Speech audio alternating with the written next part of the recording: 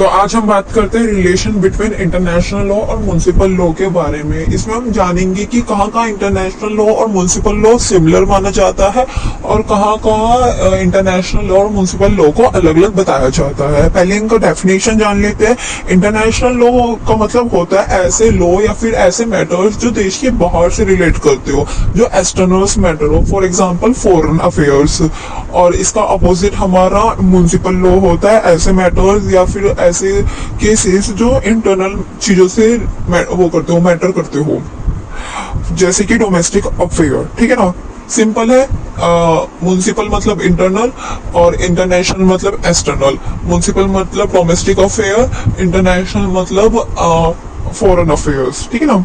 अगर हम के रिलेशनशिप की बात करें कि एक दूसरे से कैसे इंटर रिलेट करते हैं, तो इसके हिसाब से दो थ्योरी है, मोनिस्टिक थ्योरी और ड्यूअलिस्टिक थ्योरी। मोनिस्टिक थ्योरी ये बोलता है कि जो हमारा इंटरनेशनल लॉ है और जो हमारा म्युनिसिपल लॉ है वो दोनों एक ही चीज है। क्यों कहता है वो कहता है कि ये यहाँ पे दोनों की दोनों चीज क्या करती है, वो इंडिविजुअल के लिए लॉज बनाते हैं और इंडिविजुअल को टॉप पे रखते हैं। तो इस वजह से इन दोनों को सिमिलर माना गया है। इसकी डेफिनेशन देख लेते हैं। This theory holds that both legal system, municipal law and international law, are the part of single legal structure.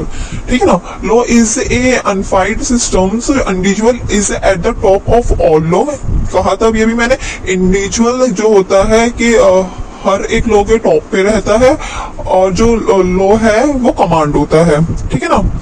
और जो हम दूसरी थ्योरी की बात करेंगे वो है ड्यूअलिस्टिक थ्योरी। ड्यूअलिस्टिक थ्योरी में ये कहा जाता है जो म्युनिसिपल लॉ है और जो इंटरनेशनल लॉ है वो दोनों के दोनों अलग अलग चीज है। क्यों कहता है ये? According to this theory the international law and municipal law are two different system and independent to each other. There is a difference between municipal law and international law and it latter must be incorporated by the former. इसको समझने के लिए हम थोड़ा सा आगे जाते हैं, इसके प्रिकॉशंस वो पर्सपेक्टिव की तरफ, इसके पर्सपेक्टिव की तरफ जाते हैं। पर्सपेक्टिव में हमारे तीन पर्सपेक्टिव है। पहला है डेलीगेटेड, दूसरा है ट्रांसफॉर्मेशन, तीसरा है स्पेसिफाइड अडॉप्टेड थ्योरी। ठीक है ना। डेलीगेटेड में ये बोलता है कि दोनों की दोनों चीज एक ही है, म्युनिसिपल लॉ और इंटरनेशनल लॉ। पर जो हमारा ट्रांसफॉर्मेशन थ्योरी है और जो हमारा स्पेसिफिक अडॉप्टेड थ्योरी है वो ये बोलता है कि म्युनिसिपल लॉ और हमारा इंटरनेशनल लॉ अलग अलग है। क्यों? क्योंकि ये कहते हैं कि ट्रांसफर थ्योरी ये कहती है they have to transfer the international law in municipal. जब इंटरनेशनल लॉ के वो बनते हैं रूल्स और रेगुलेशन, तो उनको ट्रांसफर किया जाता है म्युनिसिपल पे। कि जैसे कि आज के बाद एनवायरमेंट को लेके ये पॉलिसीज बनेंगी, ये इंटरनेशनल लेवल पे बन गई, अब इसको हमें भेजना है डोमेस्टिक अफेयर्स में, इंटरनल में, तो फिर ये म्युनिसिपल पे अप्लाई की जाएगी, उधर ट्रांसफर की जाएगी। दूसरा है स्पेसिफिक अडॉप्ट थ्योरी। ये कहता है कि जो सबवर्जन होता है उसको स्पेशली अडॉप्ट करना पड़ता है वो सारे लॉज और रूल्स और रेगुलेशंस को जो इंटरनेशनल लॉ बनाता है। पहले इंटरनेशनल लॉ बनाता है, फिर वो पार्लियामेंट में जाते हैं, फिर वो उसके अडॉप्टिंग की बात करते हैं, फिर उसके बाद उसको हमारे इंटरनल अफेयर्स में अडॉप्ट किया जाता है। तो ये था हमारा इंटरनेशनल लॉ और म्युनिसिपल लॉ। ऐसा कहा जाता है ये डिफरेंस भी है, सिमिलर भी है। डिफरेंट क्यों है?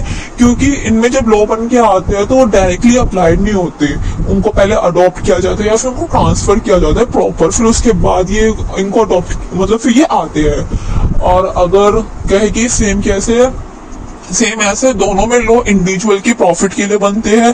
जैसे कि इंटरनेशनल लॉ के बेसिस पे ह्यूमन राइट्स बनी है, ह्यूमन राइट्स हमारे उसमें भी है, क्या कहते हैं, कॉन्स्टिट्यूशन में। और आज के टाइम पे जैसे राइट टू इंफॉर्मेशन है, ये इंटरनेशनल बेसिस पे बना था। उसके बाद हमारा जो सुप्रीम कोर्ट है इसने इसको अनुमति दी और आज जाके ये हमारा आर्टिकल 19 में आया है कि ये फंडामेंटल राइट है। तो ये बना किसके लिए था? इंडिविजुअल प्रॉफिट के लिए बना था, इंडिविजुअल को यहाँ पे टॉप में रखा गया। तो ऐसा कहा जाता है ये दोनों काफी केसेस में सिमिलर और काफी केसेस में अलग भी है।